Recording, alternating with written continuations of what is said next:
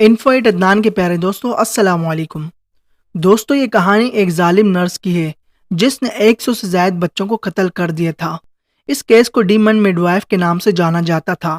آج سے 75 سال پہلے اس کیس نے جاپان کے لوگوں کو ہلا کر رکھ دیا تھا۔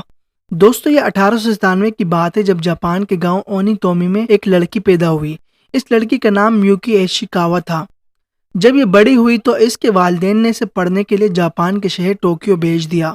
1919 میں اس لڑکی نے ٹوکیو کی امپیریل یونیورسٹی سے نرسنگ کی ڈگری حاصل کر لی اور اسی سال وہاں کے رہائشی لڑکے سے شادی کر لی جو کہ ایک پولیس آفیسر تھا۔ شادی کے بعد اس کی زندگی پہلے کی طرح نارمل چل رہی تھی۔ یہ لڑکی اپنے گھر کے ساتھ ساتھ اپنے کام پر بھی توجہ دیتی تھی۔ شادی کے بعد اس کو اپنے بارے میں بہت اہم بات پتہ چلی جس میں چیک اپ کے دوران ڈاکٹروں نے بتایا کہ وہ کبھی ماں نہیں بن سکتی ہے۔ اس خبر کی وجہ سے اس لڑکی کے دل میں ایک عجیب سا غصہ بھرنا شروع ہو گیا۔ اس لڑکی نے کچھ بچوں کو گود بھی لیا لیکن اس کے باوجود اسے سکون نہیں مل رہا تھا۔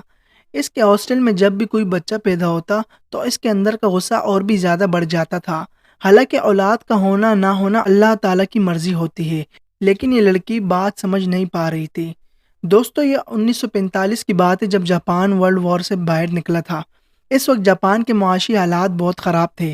لوگوں کے پاس نوکریاں تک نہیں تھی۔ بہت سے لوگوں کے لیے بچے پالنا بھی مسئلہ بن چکا تھا۔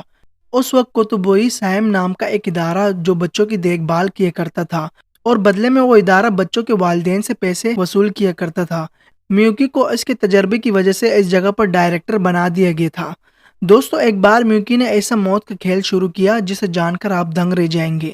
یہ عورت آہستہ آہستہ بچوں کو قتل کرنا شروع ہو گئی۔ میوکی نے 1946 سے لے کر 1948 تک 100 سے زائد بچوں کو موت کے گھاٹ اتارا۔ مرنے والے بچوں کا جان بوجھ کر دھیان نہیں رکھتی تھی اور ان کو مرنے کے لیے چھوڑ دیتی تھی۔ اس نرسنگ ہوم میں موجود دوسری نرسز کو اس بات کا پتہ چل گیا تھا۔ ناظرین یہ نرسز مجبوراً اس نرسنگ ہوم کو چھوڑ کر جانے لگی لیکن مایوکی کے دل میں بالکل بھی ان بچوں کے لیے رحم نہ آیا۔ دوستو حیران کن بات یہ بھی ہے کہ یہ مرتے ہوئے بچوں کے والدین سے پیسے بھی مانگتی تھی کہ میں نے تمہارا بوجھ ہلکا کر دیا ہے۔ اب اس ظالم عورت کی ذہنیت کا اندازہ یہاں سے بھی لگا سکتے ہیں۔ دوستو اس عورت نے مرنے والے بچوں کے جعلی ڈیتھ سرٹیفکیٹ بنانا شروع کر دیے۔ اس کام کے لیے اس نے اپنے شوہر اور ایک ڈاکٹر کو اپنے ساتھ ملا لیا۔ دوسری طرف اس کا شوہر اس نرسنگ ہوم کی نرسز کو ڈراتا دھمکاتا رہتا تھا تاکہ کوئی بھی اس بات کو پولیس تک لے کر نہ جائے، لیکن یہ بات کہاں چھپنی تھی۔ 100 سے زیادہ بچوں کی ایک ہی نرسنگ ہوم میں موت ایک بہت بڑی خبر تھی اور تبھی پولیس نے اس کیس کی انویسٹیگیشن شروع کر دی۔ بہت جلد اس نرس کا سارا پول کھل گیا تھا۔ پولیس نے 12 جنوری 1948 کو میوکی اور اس کے شوہر اور ایک ڈاکٹر کو گرفتار کر لیا تھا۔ میوکی ایشی کے اس ہولناک کیس نے جاپان کے لوگوں کو ہلا کر رکھ دیا تھا۔